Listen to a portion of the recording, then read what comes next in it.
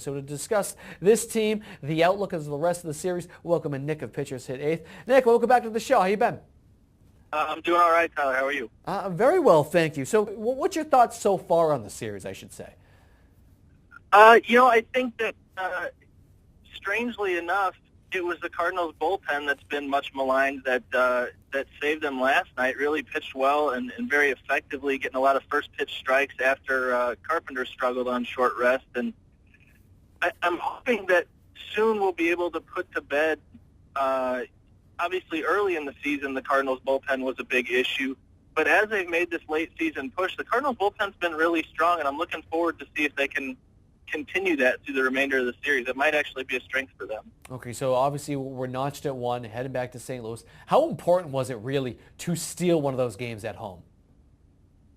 Well, to use an old cliche about playoff series, if you look at it now, you break it down into a 3-game series, and all of a sudden the Cardinals have home field advantage, which is a huge thing when you see Jaime Garcia is going to start in Game 3, who Tony La Russa elected to go that route because he's been so much better at home than he has been on the road.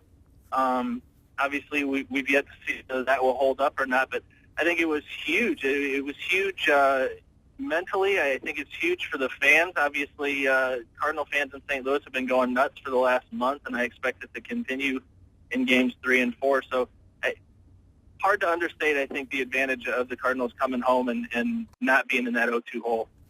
All right, so I need to ask you about Matt Holliday, his status right now, because, I mean, obviously he's an intricate part of this team and this lineup in particular.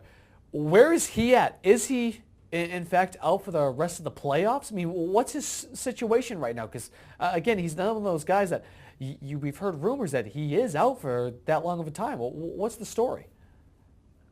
Unfortunately, I wish I knew. Everything that I've read is one day he's getting a lot better and he's pinch hitting, but then he aggravates it again. And as of last night or this morning, Joe Strauss in the St. Louis Post-Dispatch is saying he's regressed in the last day or so. Huh. And there's talk about cortisone shots and doing anything to try and get him in there. But the last that I saw from Holliday was that not only was he having trouble swinging a bat, but he's having trouble throwing too.